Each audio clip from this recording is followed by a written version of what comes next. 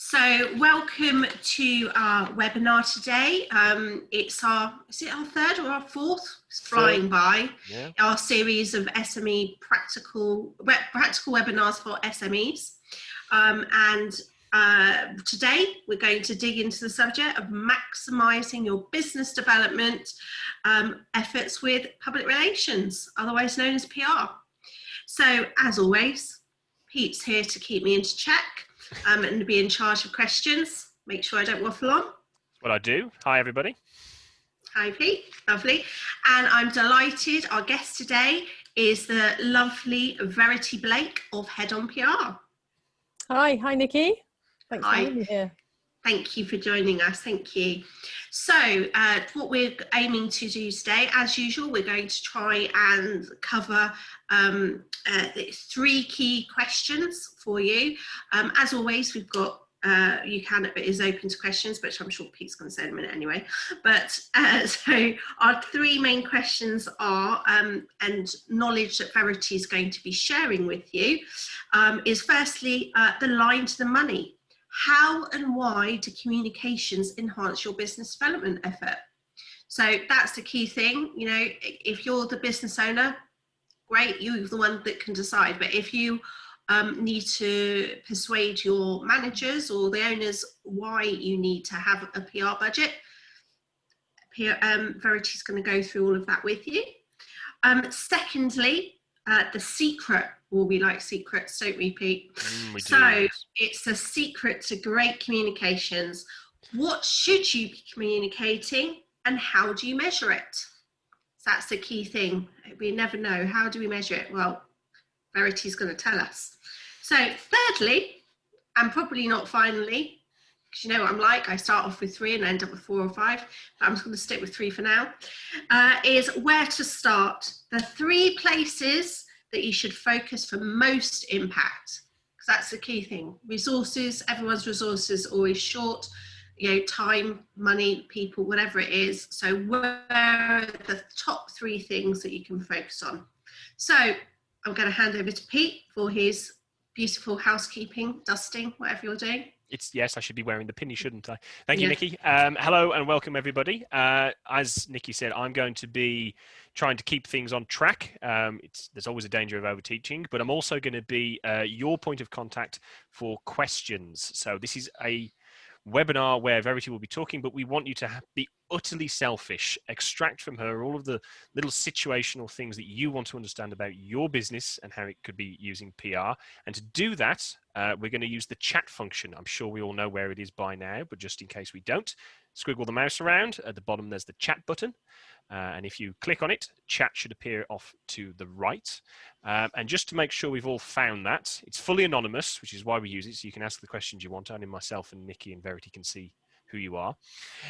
If you can just let me know that you found it by answering 2 questions. First of all, who has already experimented with PR? Yes or no? You've given it a go or you haven't. And secondly, can I ask, what are you hoping? What's the number 1 question you would like answered from today's webinar?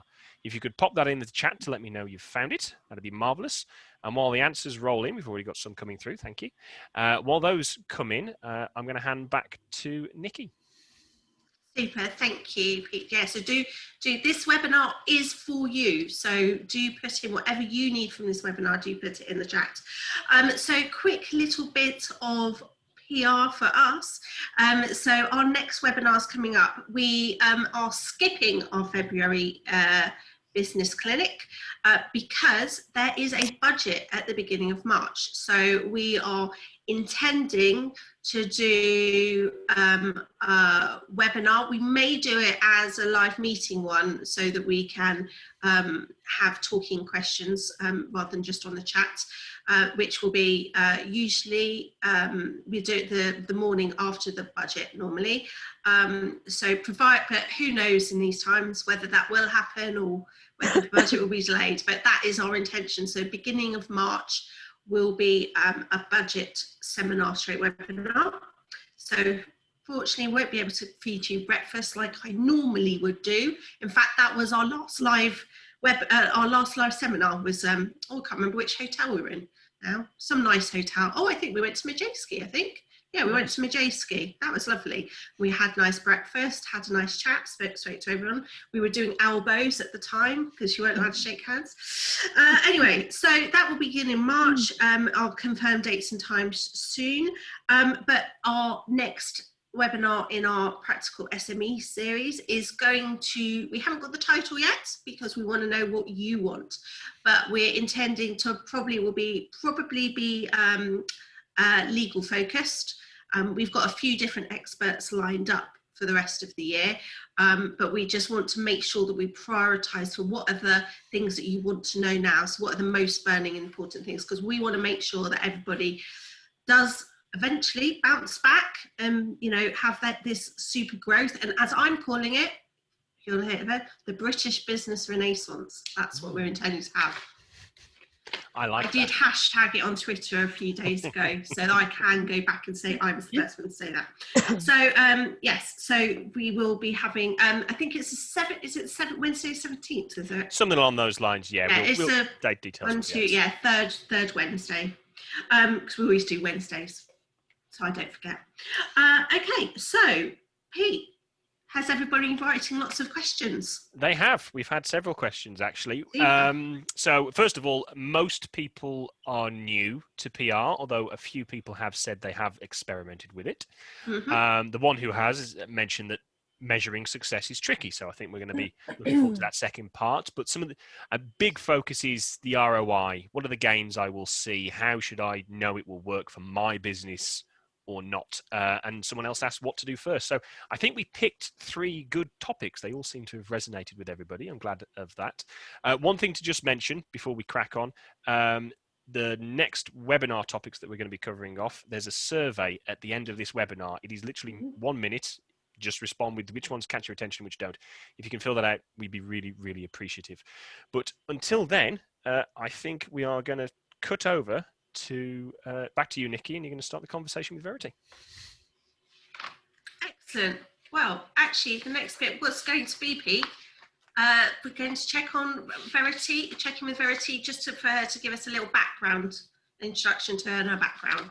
Yes, so Verity. Just so that we know why have we invited Verity to be why have all the PR experts in all of the bars, in all the bars, have we invited you to us today?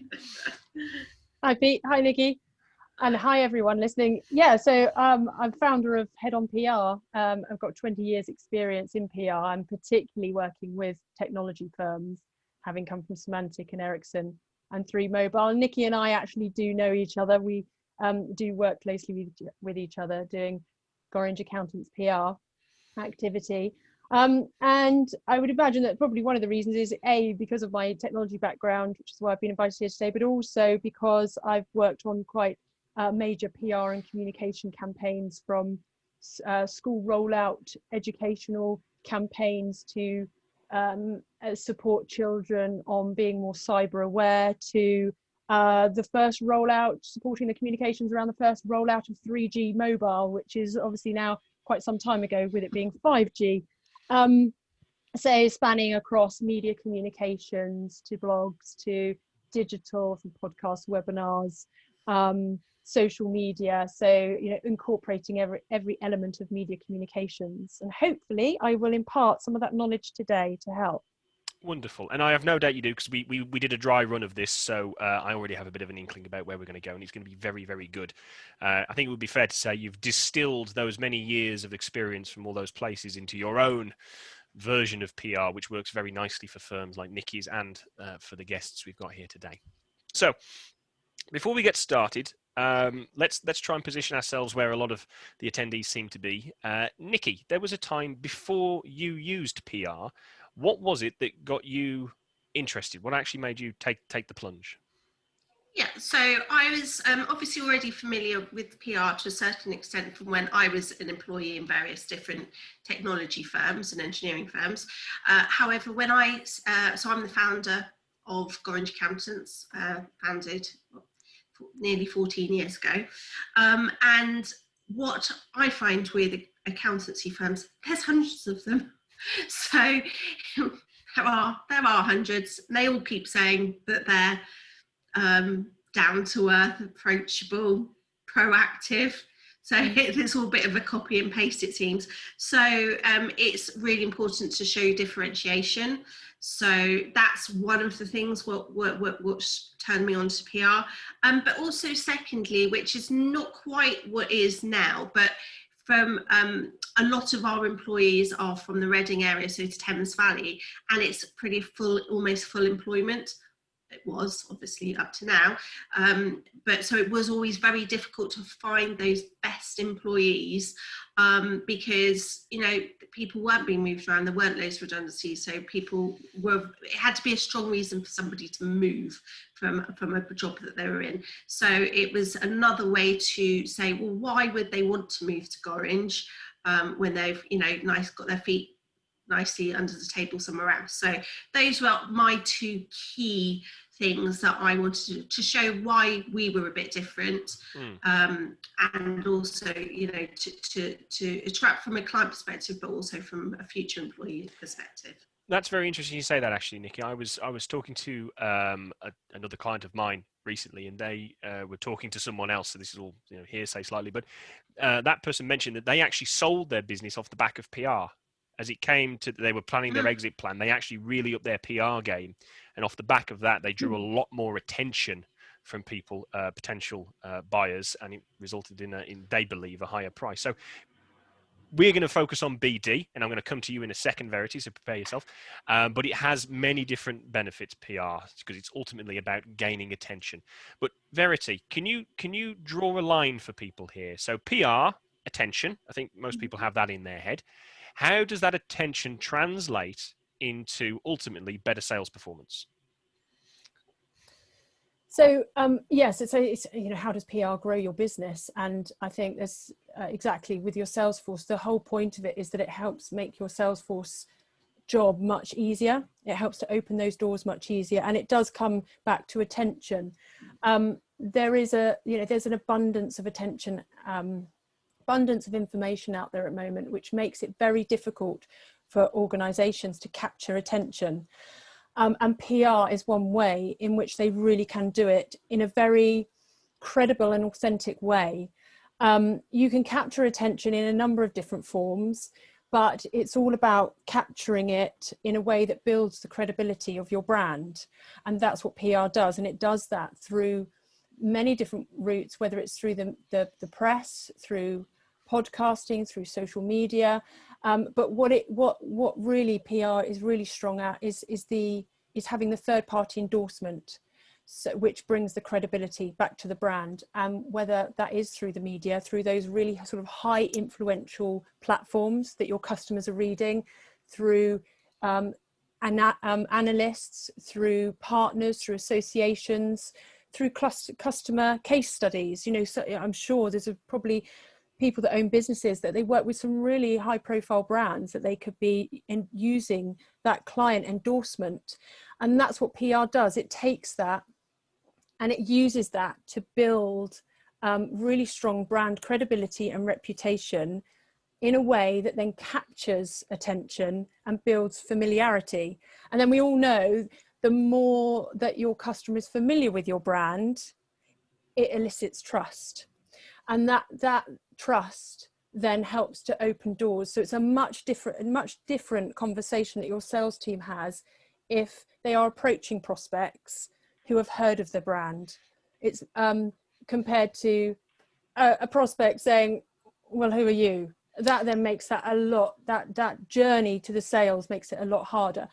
So what PR does is it pulls prospects through top of funnel, your sales funnel, and then it pulls them into that sales funnel, and through continuous flow of content, through maybe social media, authentic content going out, value added content going out, you nurture and build those relationships. And that then becomes a continuous, the pipeline, the sales funnel becomes a continuous flow until you're sort of nurturing those relationships until that prospect is then ready to buy. Okay, that's what it does. Yeah, I like that. So if I can play back what I think I heard there, it was essentially I'm sure many people here are responsible for business development for their firms, and they're probably familiar with the various statistics. I think something like 25 contact points before somebody will buy from you. There's that one floating around. There's 30 to 40 key messages that someone needs to know about you. You know, what do you do? Who do you do it for? Are you any good? All of those sorts of things before they can buy from you. And if you don't have all of this happening in the background, this PR, this communication, then somebody's got to try and squeeze that into those conversations. That may be that first conversation. And obviously that's very difficult. So I think what you're saying is you're creating space for the BD individuals to actually do what they do best, not try and drop every piece of information that someone needs to know in one big go. Would that be fair to? Yeah, exactly. You're nurturing those relationships, so you're building a connection with those potential prospects. But also, don't forget as well, you've got existing clients that could easily be taken by competitors. So you're building and nurturing those relationships as well. And yeah, what you're doing is you're by giving them a bit of value content. So it could be, for example, they might be concerned about how. They've got remote workforces now, all operating from home. How do you keep them safe? So you could be providing a few tips about how to keep your front, the front door of your all the endpoints secure. Yeah, well, we're jumping ahead a little bit there, I think, because that's going to be the next section, isn't it? Yeah. But what I was going to say was that, it's keeping you front of mind so that you've got what PR does. It brings you a seat at the table. So when they're ready to buy, you are at the front, you're front of mind. You've got the front seat at the table of being considered. And we see that through clients, the examples that they give us. And I think there was another really positive aspect to PR that I think we spoke about during the draft run. And I'd just like to throw it back to you. So this was what you termed the Microsoft effect. So do you want to just talk about that? Because I think that's really eye-opening for some people, really. Yeah, so this came up actually recently. We've been working with a prospect, and they said that they are an IT firm, and they said that nobody gets sacked for hiring Microsoft. And what they mean by that is that the brand recognition, the brand is so powerful and elicits trust because of the credibility of the brand, that if you hire Microsoft and something does go wrong, you're unlikely to get sacked for it, for the decision of appointing Microsoft. Whereas appointing them, because they have no brand recognition, they have low brand awareness, it's a real risk for organizations to invest in their technology. So that's why they've come to us and said, we need to build our brand so that we are being recognized as a trustworthy brand that people become familiar with. And it comes back again, if people are familiar with brands, then they're more likely to select them. If they've got some sort of familiar feel to them, they've got some connection with them. And also there's a lot of research that says that the more familiar a brand is, then actually those brands are in a stronger position to charge more for their fees, because people will pay slightly more for that reassurance of the brand. Yeah, I think I like that, actually. Yeah, that makes perfect sense. That because I in years gone by, I was a business analyst in a big firm, and I was involved in a lot of procurement of software and so on. And if you recognize the name from around the web, instantly I felt more positive towards it. And I guess that's what you're saying here is if you're big enough to be out there, if you're appearing in the Times or the periodicals that I read, you must be good.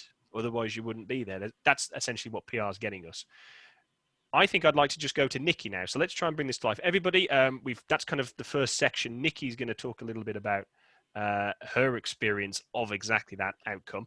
But if you have any questions about what Verity's just run through, please pop them in the chat. We're going to be stopping for Q&A fairly soon. And I want to make sure that you've fully grasped this, got a good grip on it. But before we do that, Nicky, can you bring this to life? Is that your experience of PR? Yeah, absolutely. So,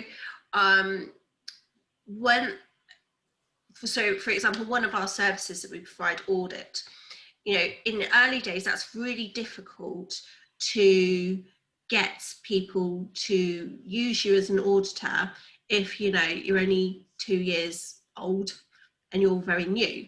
That's why they would pay KPMG or PwC or whatever, you know, you would just expect to pay a huge premium for the name. So what the key thing with us is just to have our name in the mix. And what we've certainly found, and we've noticed that in the last year, the last year has been very difficult for business development. However, we've still been invited to pitch for certain clients, which if we hadn't had our awareness through our PR and our SEO, because it's got to all be, you know, joined up marketing, you know, we wouldn't have been invited into potential pitch scenarios, you know, and we have, you know, so what's really good is then you end up regularly punching above your weight. You know, we do have a excellent audit team, but obviously it's a fraction of the size of these other firms, but there's good things that we do that why you should choose us rather than others for certain audits. And, you know, the fact that we've been asked to pitch against, say, BDO or, you know, other sort of top tier auditors, you know, it gets your foot in the table. Then it's our job to actually try and win it, you know. Verity can't do that bit for us, but, you know, to get us in there, get us in the mix is really, really helpful, because it's just building your credibility. So I think also it's really helped the amount of thought leader pieces that we're doing as well. So we're increasingly being asked for our opinions. And actually, we're probably, unlike some practices, we're not scared to have an opinion on things. So, which is probably partly because we're smaller. When you're more corporate, it's your opinions get a bit more pinched because you've got to be toe the party line. But that's just enabled us to, you know, show that we have got, you know, thoughts and ideas, and, you know, we know what's happening in the market, even though we might be a lot smaller than we want to be eventually. And Pete, may I just come yes, in? Of course, So just when Nicky, coming back to Nicky's earlier point as well about, you know, why she uses PR with talent as well. So, you know, we're talking about how it helps to grow your organization. We're talking about prospects and retaining existing clients, but there's also the element of talent, as Nicky said. So it comes back to perception. You know, PR is there to build the perception of your business. And as Nicky said, you know, you suddenly become compared against some of the bigger players because you have the outsiders see you as a much larger organization than perhaps you are. And there's because of the credibility and the insight that you have within that organization. And that attracts great talent as well. And it helps to retain great staff, because staff, we've seen how we've suddenly been brought into organizations and the staff get excited because they become proud because they're being associated with an organization that is out there talking, and it's talking to their customers. They're being seen in, you know, whether that's high profile newspapers, or they're being seen in their trade titles, or they're out doing what we're doing today, a webinar. You know, that gives staff a sense of pride. So, you know, it's all the growth of your business is, yes, great customers, but it's also the talent and retaining great staff. Yeah, it's impossible to grow without hiring. So, okay, well, I think we'll draw a line there. We've already had a few questions in, but I thought I would do a nice little summary, if I may. So if you engage with PR and you do it well, and we're about to talk about what well means, you should see bigger deals. You're competing for bigger deals than perhaps your size previously permitted you to do. You should be seeing a faster time from inquiry through to sale because you're having to convey less of the messages. They're already done for you, so a faster turnaround for the sale. I guess more sales actually moving through that pipeline as well at speed. And you should also be seeing, I guess you could say, a reduction in recruitment costs, as the people who you want to appeal to are already aware of you, and when you start to hire, they become aware very quickly. Have I got that roughly correct, Verity? Yeah, I would say that sums it up well. Okay, wonderful. Well, any more questions around that, please pop them in. We've had one or two already, but I know most people are now very interested, but want to know, well, how do I do this well? I think we've all seen on LinkedIn what might be termed as poor quality PR. There's a lot of people we ignore on LinkedIn. How do we not fall into that trap? How do we make sure that the content and the messages we're putting out there are producing the kind of outcomes that we've just discussed? Verity. So yeah, so first of all, make sure that your strategy is right. So that's what we would first of all do with organizations, but it's something that you can equally do yourself, is to look at what, go back to basics. What is your business objectives? What is the purpose that you're doing PR? A lot of established businesses do PR, so it's not necessarily just to grow, but it's to also, is it to sustain that growth? Is it to because you're looking for an exit plan? So look at that. Think about who it is, who do you want to reach, because every organization, large or small, has a finite amount of budget. So how can you best spend that budget? By looking at who you want to target, where are your prospects, where are they, what are the platforms, the content platforms that they're consuming, how are they engaging with your market, with your industry, and how do you want your brand to be positioned? So you could even create some personas of potential customers that you want to target. That's quite a good thing to do, to get a real sort of deep dive and under their skin, and then use that to create a communications plan that then meets all those objectives and communicates through the right channels, and make sure it's sort of a joined up approach. So it could be that you have some news going out, some nice thought leadership content, some blogs. Now look at that and think, how can you make that work really hard? All that content, there's no point in doing 3 different pieces. Take the crux of the blog, expand on it. If it's media, if it's strong enough for media content, pitch that as a piece of content into the press, then maybe turn it into a podcast, or vice versa, write a podcast, transcribe it into a blog. So it's ways in which you make sure it's all joined up and you're making your content work harder. You're not sort of reinventing the wheel every time. And also then it's more powerful because your customers are seeing you at various different touch points all consistently. So the message is much more powerful.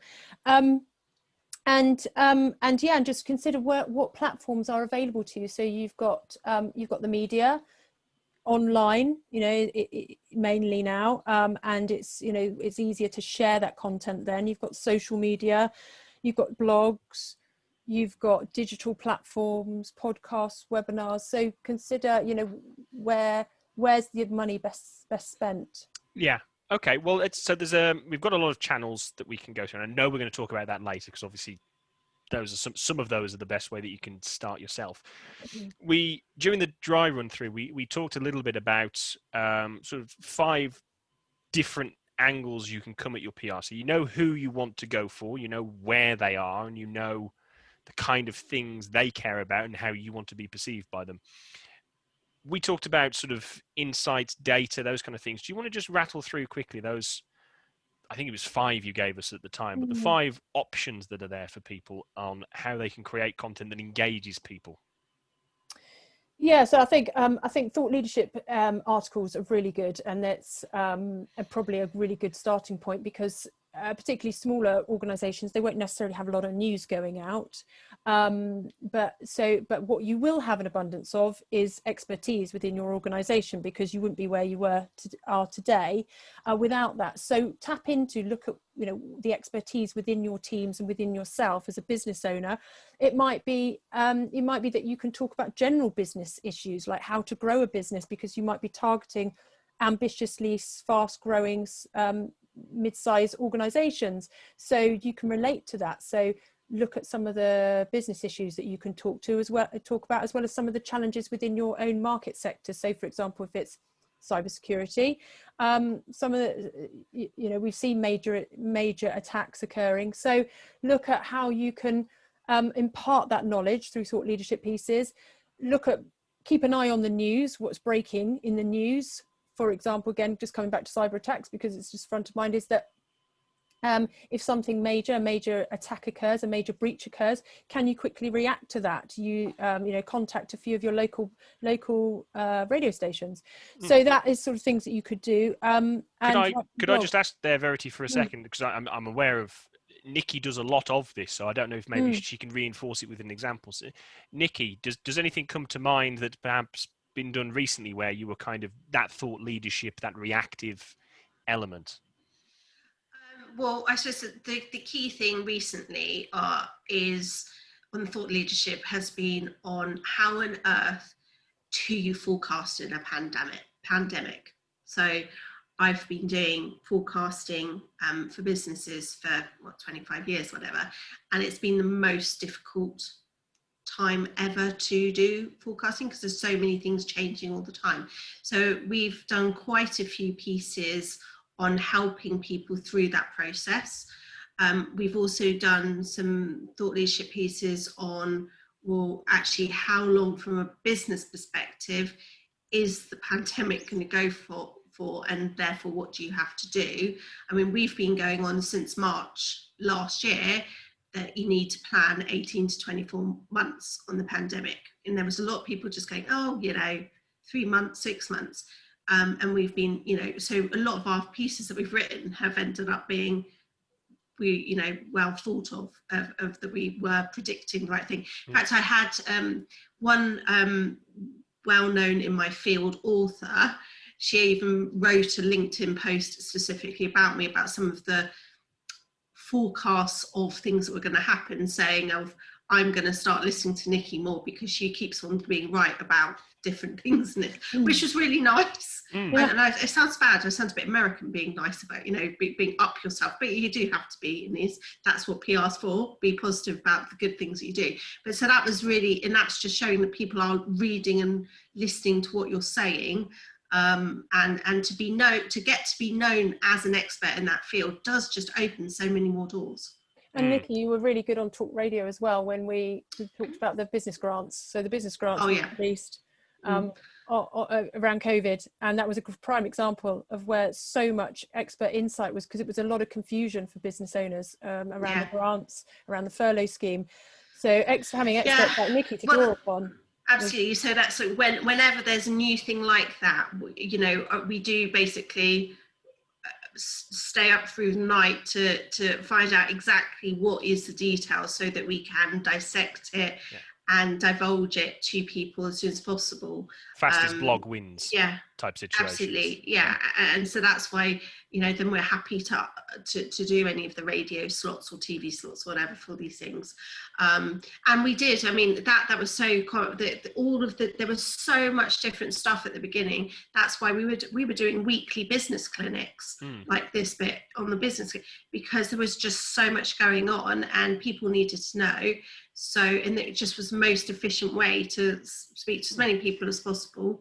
Yeah, and I think I mean the pandemic. Careful about how I use my words. It has been a boon for people looking for content to create. I think that's fair to say. But I think Verity. So there's insight. Sometimes it's very easy. Sometimes it's a little harder. There's not much going on in the market. There's only so much you can say that hasn't been said before. Some of the other options you listed were sort of case studies, awards. Do you want to talk very quickly about those? Because I think time-wise, we do want to move on to the big question around ROI. So do you want to just give us a brief outline? Yeah, case studies. So you must have a lot of clients that would be willing to be a story about how they're utilising your services or your technology. Definitely look at those, particularly the bigger brands for the press. And they're great testimonials. That's great endorsement for your brand. And then awards. Certainly look at awards. I mean, awards are great to get clients involved in, but also great for attracting talent and getting staff recognition. So very, very, internal and external PR, that's good for.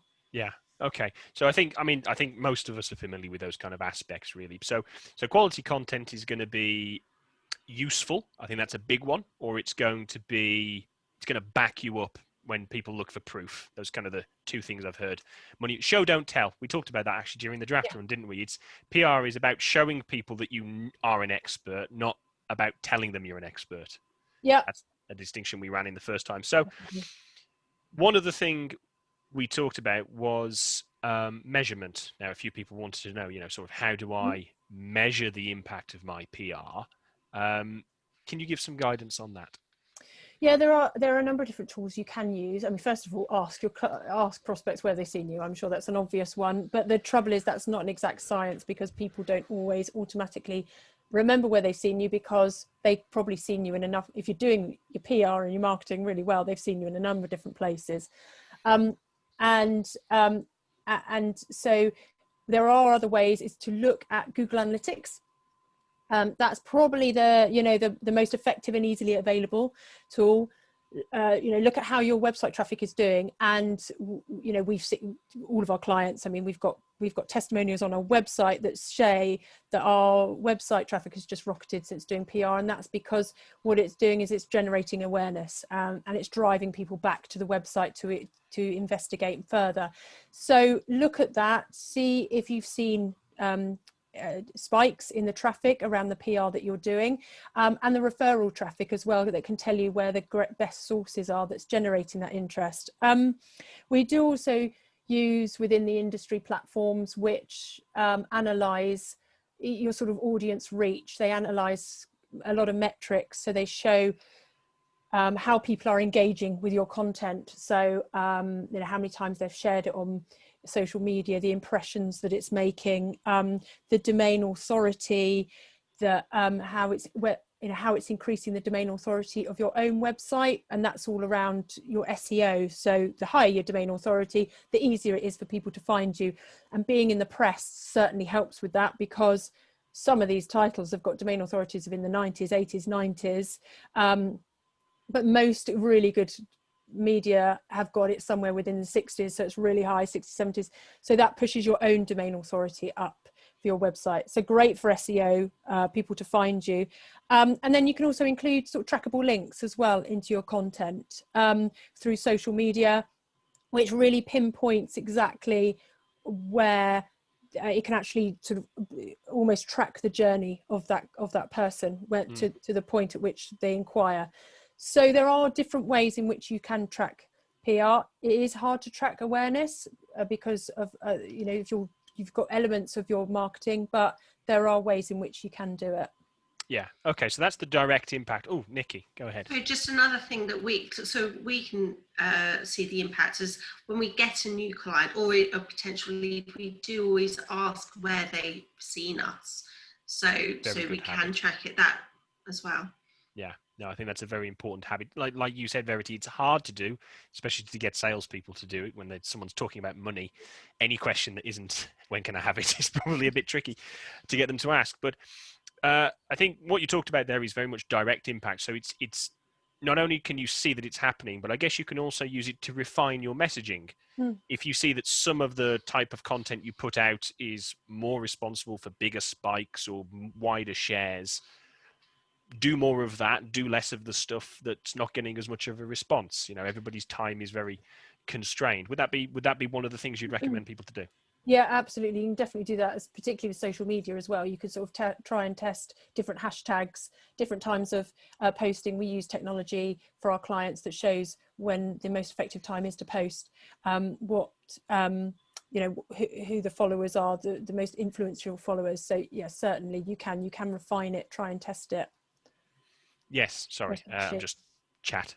Yeah, okay, so that's an important point. And I think very early on we said as well, this is just occurred to me, I guess if PR is really having an effect, you should also, like we said, you should see the metrics of things like time to sale from initial inquiry reducing. If we are having an impact answering those messages, it should go down.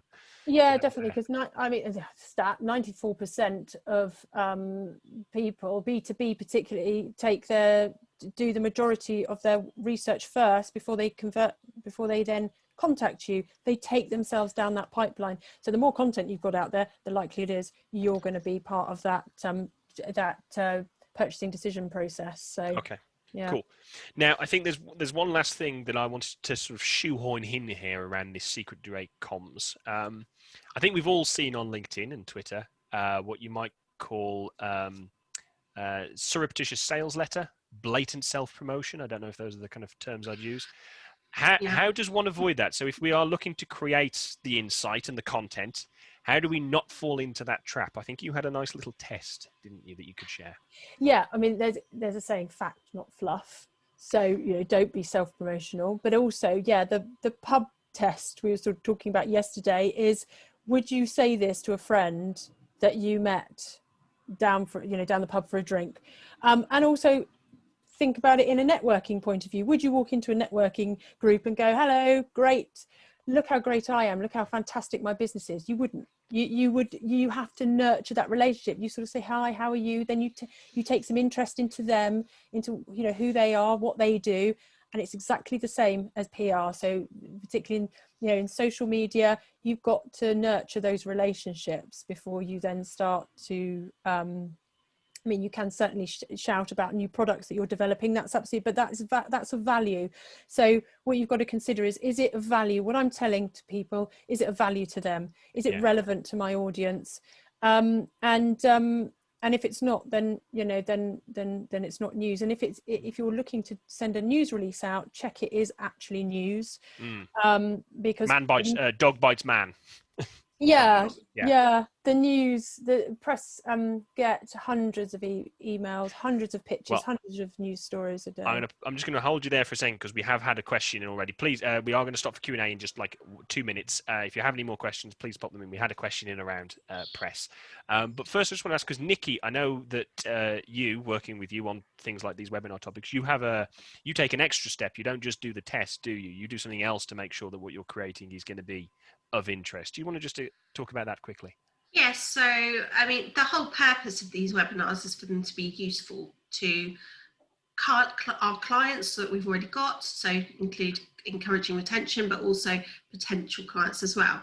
So we want to make sure that they're useful. So whenever we come up with an idea for another webinar in our series, we do go have a little test group that we go through, you know, is this something that you want to go through, and go through the actual more detail of the content rather than just the title, to make sure it is something relevant. Because particularly what for us, because we get asked for so many different things that are outside our scope, that's why it's really good for us to have, we'll say, you know, somebody's talking about, we're putting a forecast together and they're saying, right, we've got our marketing budget, we want to pay some money on PR, but what does it do, whatever.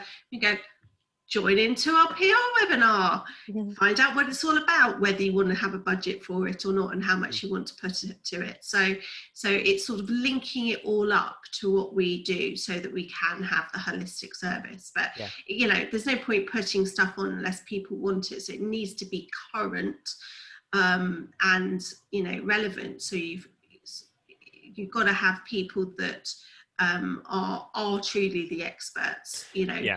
You know, there's nothing worse than going on one of these webinars that all they're doing is, because I have been on that as well, being on webinars where it is a pure sales pitch the whole time, and they're saying, you know, and that's not what we're trying to do at all. It's education first. Yeah, and I can actually vouch for how those feedback sessions from those little micro groups go, because I often have to rewrite the promotional stuff for these webinars off the back of them. And I mean, this one, we shoehorned in that piece about where's the line to the money, because originally it was going to be a small part, but we actually had to expand it because it was the question that came back from a lot of people. So ask, don't guess. Oh, there's lots of little ones I'm coming up with today, isn't it? Show, don't tell, ask, don't guess. I like that. I'm on a roll. Okay, we're going to stop for questions now. So we've already had a few in. If you have any more, please pass them through. As I said, Verity, you've mentioned press a few times, and someone was asking, how does somebody's content, or how do they get themselves into the press? Who do they talk to? What do they have to do? That was a question that's come through. You hire a PR agency. Yeah. No, so think about, is it news? Coming back again, you know, do the test of, so what? Who cares? That's what you've got to. So when you're writing it, think, well, who would care about this? Why is it relevant? Why, you know, has it got that so what factor? It has to be different to stand out. So think about your audience and is it relevant? So if it's a local story, for example, make sure it's got that local angle. Has it got that nice, you know, community feel? Is it relevant to local businesses? How is it going to help local businesses? If it's a national story, it has to have national relevance. It has to be really strong. It has to really stand out and be something different, something that nobody's sort of shared before. And make sure that the press release is written very succinctly, very clearly, and has a very catchy, punchy headline, because most journalists won't read past the first paragraph if it doesn't capture their attention. And so your opening paragraph and your headline is really important. Okay. All right. So it ties back to, if you've made sure it's of interest to the target market, it should be of interest to the PR people. Just make sure you put forward the best version of that to catch their attention. Okay, I like that. Yeah. We've had just a flurry of more questions, so I'm now trying to coordinate what I've already had and what I've got coming through. So, so one person has asked, I think this is quite a nice one, what other marketing resource is a must for effective PR? And this harks back to what you were saying, Nicky, at the very start about how important it is to be joined up as well. So, Verity, do you want to give your view on that? What other, sorry, Pete, could you repeat that? What other marketing resources are a must for effective PR? So I guess what's the toolkit got to look like for it to work? Okay. So I think, I mean, there's a number of different, so in terms of like, do you mean like the news releases, podcasts, or you also have to make sure you've got the resource? So have you got the experts available to be able to feed that insight into those pieces? Because if for example, you hire a PR firm, you do need to put some time and investment into that PR firm. The PR firm can't create something from nothing. They do need that feed. They do need that two-way communication. So make sure you've got the time to be able to dedicate to it. It doesn't require a lot of time because the PR team know how to produce content and know what works for the media. But you do need a little bit of time to be able to share that, impart that insight. And in terms of tools, if you wanted to sort of start out on your own, things start out on your own. Is that answering the question? Let's ask the person. You know who you are, Mr. W. Would you be so kind as to just let us know, has that answered your question, or do you want a little bit more detail covering off? While you're popping that in, there was another question here. Can a company be too small or not right for PR? No, we have one-man bands, right to big corporates, global corporates. So no, not at all, because you can do your own personal profile raising as PR. PR can be from individual profile raising to teams, to organisations. So no, I'd never say any organisation is too small. Okay, and then someone's asked a wonderful question. They've asked two questions, but their first question is going to be answered in the next section. So this will be our second to last one in this Q&A section. Any more, pop them in. We are going to do another section at the end. We always answer all questions, don't we? All questions. We will be here until the end. Yeah. Even if some of you have to drop off, and then the recording will be made available in the next few days as well. So your question will get answered. How much is too much PR? Well, we have had instances. It's an interesting question because we have had instances where we've got a client that's got too much news. They have got so much products coming out. They've got corporate announcements, and you do have to say, look, we can't announce all of this all in one go because the press will only cover you to a certain extent. They won't keep covering the same organisation week on week. So you do have to stagger it. That's all about coming back to your strategy as well, making sure you've got a really good strategy. Again, it's the same as the other, social media, for example. You don't want to keep flooding the social media with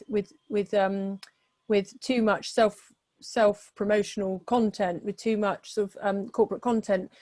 With social media, for example, you should mix it up with third-party thought leadership insight that you're sharing with a mix of your own content. So yeah, that's a very good question that you can, there is a case of too much PR. You can go too far. And then the final one that came through was someone was just asking, the experts we're talking, I'm going to try and paraphrase this, the experts that are creating this, that should be creating this content, are the experts that earn the money. How do you balance the time demand, I think is what they're asking. So how do you balance the time demand? I can answer from my perspective. Yeah, go ahead, Nicky. So from our side, I coordinate the majority of it, but obviously there are experts in my team that we need to call upon. So I always just make sure that the time that we need from them is as small as possible. And so if they are good at some of them prefer to like think about things, so they'd rather just write something and then give across. Others, like me, I'm actually prefer to just waffle on, and so I'd like have a conversation and then Verity turn it into something clever. So it's working out in what way, because also it can be, although they might be super happy talking to hundreds of different clients about these things, just the idea of it getting into the press, the radio, TV, etc., can make them a little bit more nervous. So it's making sure that it is clear of what they're actually asking from them, and making it as small as possible of what, packaging up what you need from them. Yeah. So it doesn't, you know, so it can end up just being a 10-minute call, or yeah, I just need you to write a paragraph or something. I think, yeah, that's the majority of the time. We just hit the phone and we gather a quick 10-minute call, and exactly what Nicky said, to gather that information for the majority of the work. But it's quite nice to rotate your spokespeople as well, so the same person isn't always seen in the media, unless of course you've got a specific objective, which is to raise a profile of a certain individual, and that might be the business owner, or that might be you know, one of the C-suite board members. Yeah, I think when that's one of the things they did. That company I mentioned who was selling, they wanted to raise the profile of the leadership team, not the owner, because when they sell, the owner's not there, so they wanted the leadership team to look more impressive. So very, very good point. Okay, we have had a couple more questions. Somebody's come back for a clarification, and they've asked another very interesting question at the end. But I want to crack on to the final and third part, because obviously it's the practical element. And then we will answer all the questions. And then we will answer all the questions. Verity. People are interested now. They understand that PR is going to help improve things. They understand that it needs to be customer focused. Where do they start? And I think we talked about it before they even engage a PR person. What can they do under their own steam? Well, I think, you know, nowadays with the digital space, digital age, as they call it, there is businesses have a real opportunity now, more than ever, because you can actually own your own channels, your own media channels. So social media, for example, anybody can set up a social media channel, and you can then start to build a loyal customer base by engaging and sending out really, you know, good content, good quality content. So that's somewhere where anybody can start. Also, you've got a plethora of video platforms as well now, YouTube, Vimeo. So that, you know, it's what Nicky and her team do. They produce some great YouTube videos, some great top tip videos. It's really relevant content, and it makes you much easier to be found. So utilize those. And blogs, keep blogging. Anybody, you know, if you have a desire to write, I know not everybody loves writing, but you know, write something, get somebody else within your team to proof it, and that's really important. Don't, you know, the last thing is don't put content out there that's badly spelt and grammar checks, because that just has the complete opposite effect. So just get somebody to check it.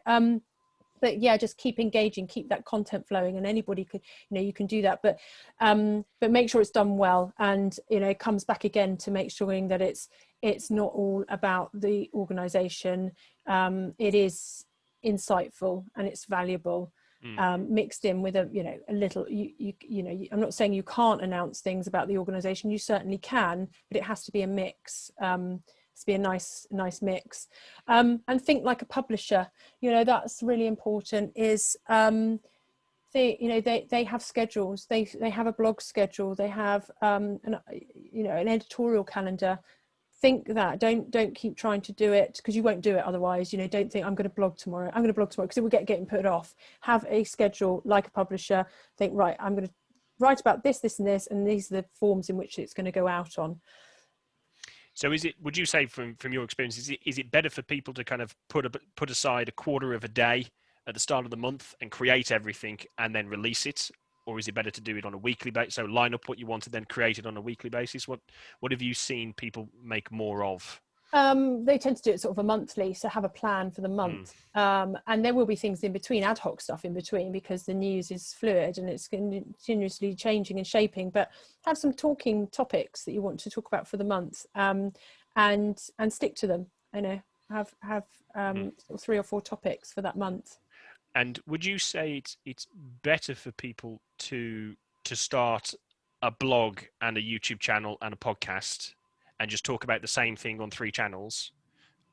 You know, so you've got that efficiency. Or is it better for them to just pick one of those 3 and make a good go of it? And then where would people be better off starting? Well, the more channels, the better, really, because then you've got the more touch points that you're reaching people. You don't want to be doing the same thing across all of them consistently. It can be the same message though, and it can be the same story, certainly, but just maybe change it slightly, because again, it comes back to making sure that making your content work harder. So and you do that by having similar messages but just cut up in slightly different ways. And then it's more powerful as well. The message then becomes a lot more powerful because it's consistent. Okay, yeah, awesome. I think that's a good point there. So Nicky, I'm going to ask you how you started down this track a little bit now, I think, because you obviously went through this phase at some point, but if I've understood right, it's focus on creating the quality content first and foremost, making it easily available on channels that people can find and push it out there. And from there, you've got a good solid footing on which to start engaging people in a more traditional PR sense, the magazines, the periodicals, and newsrooms. I mean, I think that when I first started seriously doing a huge amount of content I think it was back in 2012. I went on a couple holidays and they rained all the time. So I just wrote a lot instead. Because it was raining. So what's the point? So, and I just wrote lots and lots of blogs. And what I did was, because we were a few years in, so you knew what are the things that your clients ask you the most. So by that point, after being a few years in, I knew, there are certain clients a lot of the clients will always ask the same things. So sometimes I do feel like I'm just saying the same thing each day, but to different people. So I just thought, well, let's capture that. At that time, it was into a written blog. Now, 9 years later, I'm doing similar, but I'm doing them in vlogs. So that's where I started first of all. And then there was when certain topics came up in the press, whatever, that was relevant to us, we would piggyback off that and potentially get some interviews and different things. But that was sort of my sort of soft approach into it first of all. Yeah, and then may I add, so Pete, something to that as well, is that and it's interesting how Nicky, how the PR has evolved and how it's become more and more mature and developed, and that's great. It's real credit to Nicky and the team, and it's something as well is that it shows what Nicky is saying is that brand awareness it needs to keep going, it needs to keep building. It's no good stopping and then starting it again and stopping it. Keep that content going out because it's not a magic bullet.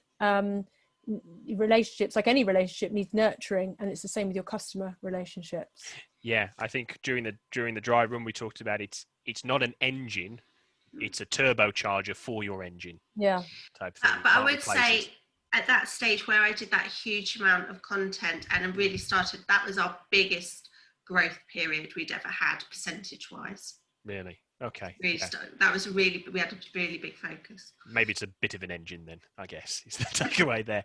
Okay. Oh, nice garage. You're very welcome. Garages. I've been bringing them up. Someone in the chat's mentioning them. So I think we've got time for Q&A, but what I thought we could do very quickly is if we kind of end it now. So if Nicky, we could just do the end, and then we are just going to stay and we're going to answer questions. If anybody has to go and you want yours to be first, pop it in the chat and let me know, because we already have a few outstanding.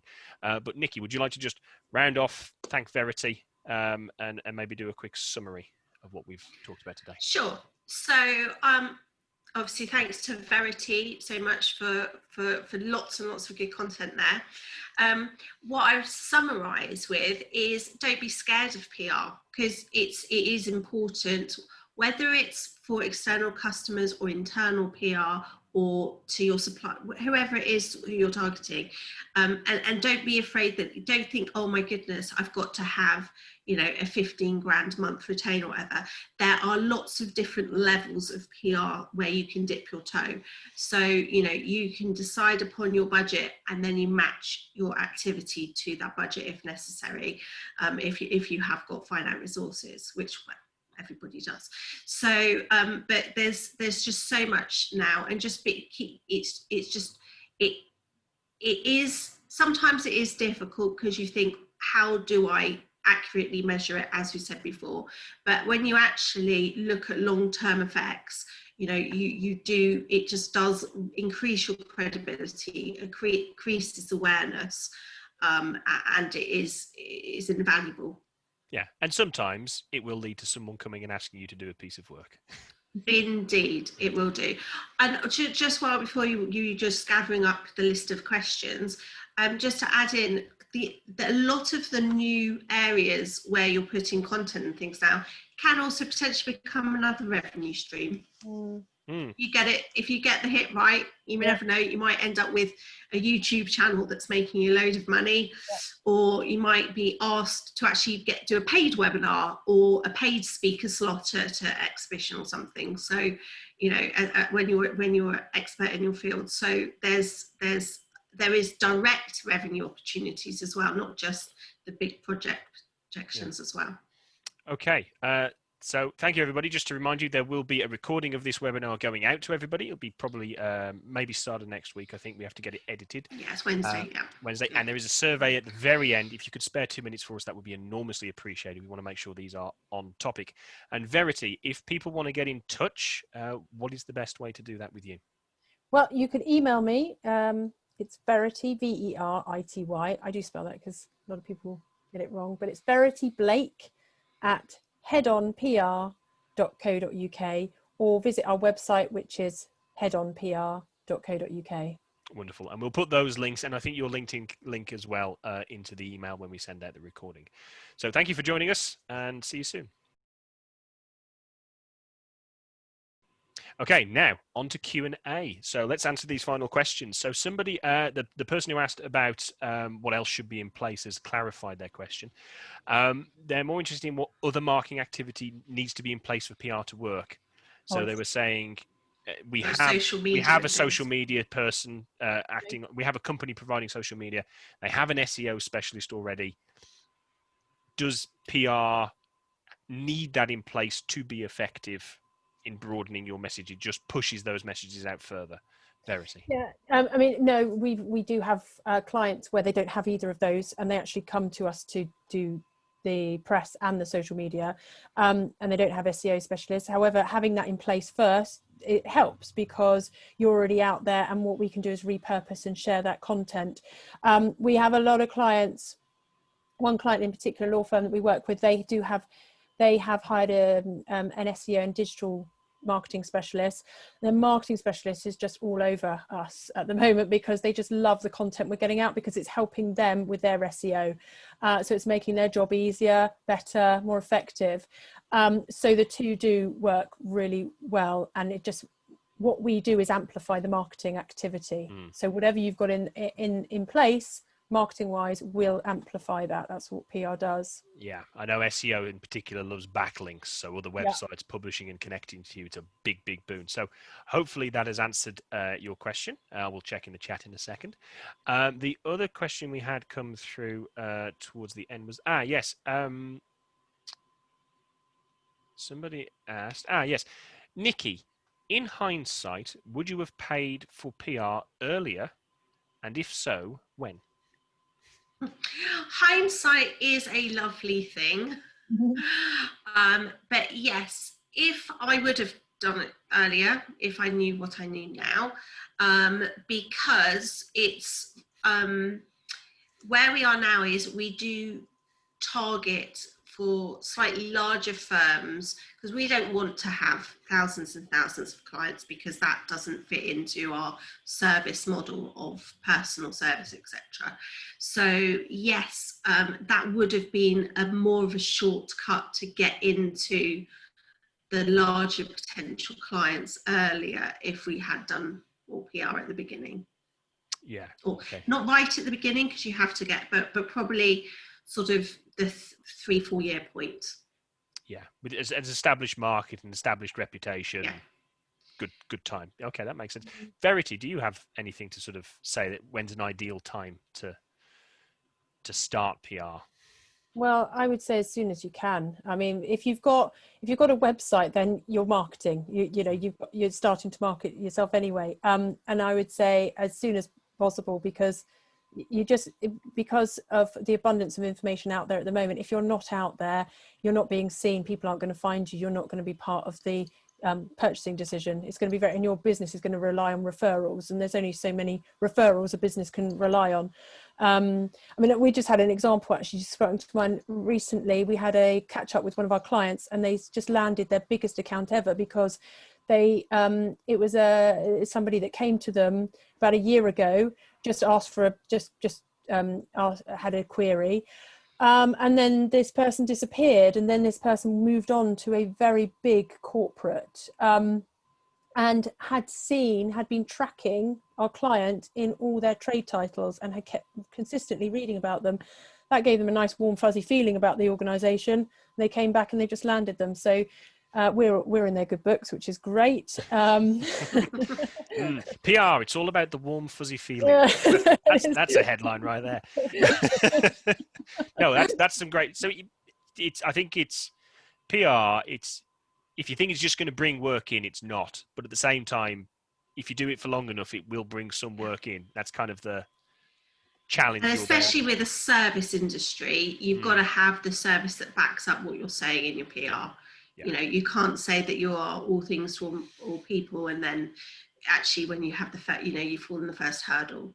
So you've got to be able to, when you do get the lead in, jump on that lead straight away. In fact, our most profitable piece of business that we have, which we won a long time ago, and again won it from the big boys, and it was about, because we replied straight away to the lead on a Sunday, and just every part of the process, the pitch process, we came back with the answers and the detail and the service really quickly, and that's what they wanted, which is what they didn't get when they were going to a bigger practice. And it's all about timing, because and that's why PR has to be a consistent thing, because our prospects are always continuously looking. That you don't know who's out there looking at that time, and it just happens that if they see you, that's great, because then you suddenly become part of their decision making process. But because we've had clients where we've literally started in a month, and one client was thinking an HR consultancy, and they literally landed a huge client themselves because they saw them in the first HR title that they were in, and they got it within. So it's just about timing, which is why it needs to be a consistent thing, because you just never know where those prospects are in that purchasing decision, particularly B2B, because that purchasing decision cycle is a lot longer. Yeah. And the other thing is you can miss it. I think a lot of salespeople, they're getting in touch with someone who's not a prospect. There's nothing on the horizon, maybe every 9-12 months. If you're not careful, you can miss the sudden spike of a need. They go looking, someone else has been in contact more recently, and they get the deal. So it helps keep you at the front of mind, like you said at the very start. Okay, we had one final question for you, Verity, and then I think we are going to call it quits there unless anybody wants to throw something in. Somebody asked, is it better to do it smaller and more frequent, or bigger but less frequent? I suspect they are more inclined towards one over the other, but what would your advice be? I would say small and more frequent, because it's a drip feed effect, and then you're continuously out there.